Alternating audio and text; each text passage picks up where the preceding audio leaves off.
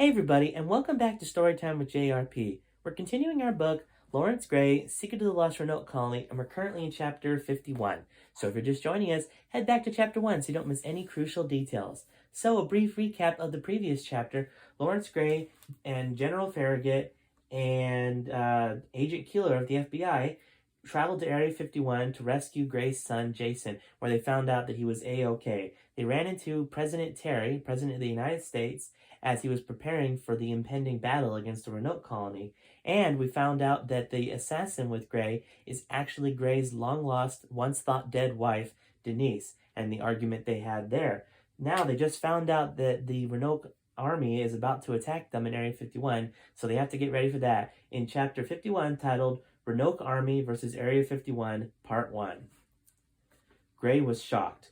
Last he heard, the Roanoke army was in Huntington Beach just an hour ago.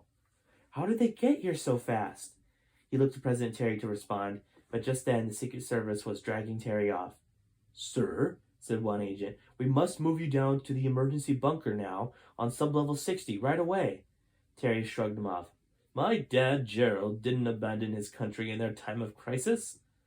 Then some agent rolled his eyes. The country really wasn't in a crisis then, sir. Terry stepped closer. No, you listen here, but Grey cut them off. He's right, Mr. President. You need to get somewhere safe until we can deal with this. Terry hesitated. Well, all right, but I demand that my vice president stays up here in charge. Where is that man? Just then, Vice President Oki Meyer walked in the room. Right here, sir. Don't you worry. I got it covered. To prove it, he walked over to the center of the war strategy room. General Farragut, get a squad of troops in front of every entrance, even the big windows. I want heavy artillery in those large openings, along with the troop squads. And finally, get some people out in the yard to man the tanks before Roanoke gets in. Move! President Terry nodded in approval and turned to Grey. Laurence, you've had police experience, right? Grey nodded. Only 15 years at the same precinct, sir. Terry, super serious, nodded. Good. That plus your knowledge of Roanoke, I now draft you and promote you to colonel. You are now the fourth most powerful man in the U.S., behind me, Vice President Meyer, and General Farragut. Grey was stunned. Sir, I don't deserve that. Terry shook his head. It's not a reward, Grey. It's a necessity. We need people to listen to your expertise, and they'll listen a lot better if you have rank behind your words. Now, I should be going. Good luck, Colonel Laurence Grey. Do our country proud. Grey saluted. I will, sir. I won't let you down. Terry grinned. Let's hope not. And with that, Terry left for the hideaway bunker. Vice President Meyer stepped up to Grey. He was serious, Grey. You really are the fourth most powerful person in the U.S. That puts you about sixth in the entire world. That means, despite your rank as colonel, you can override any general's orders except Farragut's. I can't say I entirely agree with the president, so you'll have to use those powers wisely.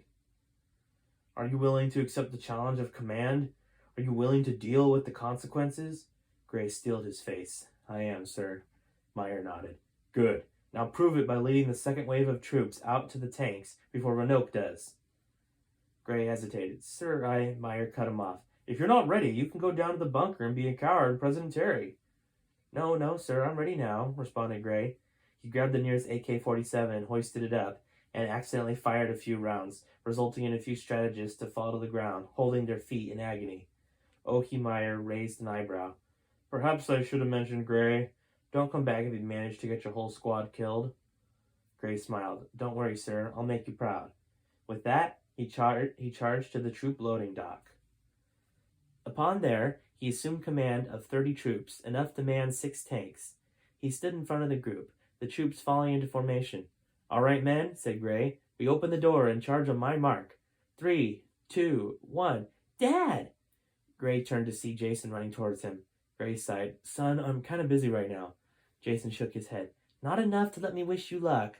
Do your best, or should I say, do your worst out there. Grey was puzzled. You sound as if you expect me not to return. Don't worry, I'll be careful. He turned, but Jason clutched his shoulder. I already lost you once, Dad. I don't want it to happen again. Grey forced a smile. I'll only be gone for a few minutes. Hey, why don't you go help Mom with whatever she's doing?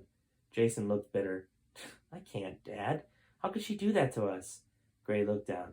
Well, I guess it wasn't all her fault, son. You mean what she said about you was true? Questioned Jason. Gray shrugged. Well, only some of it. Jason waved him off. Mom's right. You were never there for us. He started to walk away and then looked back. So I guess we wouldn't notice your absence either. He continued to walk away. Gray cried out, Jason! But Jason didn't turn again. He stared at the receding figure of his son. Sir, a sergeant spoke up, we need to attack immediately. The Roanoke Colony is about to breach the outer gates. Gray put Jason out of his mind for now and focused on the task at hand. He took the front of his 30-troop army, grabbed his AK-47, and looked out to the Area 51 courtyard. The tank sat untouched by enemy forces, but the entire complex wall was surrounded by technologically advanced colonists. Gray looked to his company and yelled, Charge! The group yelled a war cry and charged out, but mere seconds later, stopped. The Roanoke army had breached the gates and were sprinting towards the entrances with their alien guns. Strangely, they were ignoring the tanks. Come on! Gray screamed and jumped into a tank. The rest of the company followed suit, and then nothing happened. A trooper in the tank reported to Gray, The tank is just off, sir. I can't explain it, but it won't start. Just then, Gray heard a very close explosion. It suddenly dawned on him. Get out! Get out! Get out! He screamed to the 5 troops in his tank. Gray then heard another explosion. Finally, getting out of his tank, Gray saw 2 of the other 5 tanks in flames, completely destroyed. Just then, an even bigger explosion went off, and the 3 remaining tanks burst into flames. Gray knew he had mere seconds to save himself. He leapt off his tank, as far as his legs would throttle him, and milliseconds later, his own tank burst into a brilliant explosion. Gray landed hard, but overall was all right. He had lost his entire troop company in mere seconds, just as Vice President Meyer had sarcastically predicted. As Gray looked around the smoldering remains of the tanks, he realized there were no colonists to be seen. They must all be inside, he thought to himself. Then Gray's face turned white. If Roanoke got a hold of the time machine stored in Area 51, they could pause time or do anything else they wished while the world stood still. They were one step away from complete world domination. Man, how things have escalated in just a few chapters, guys.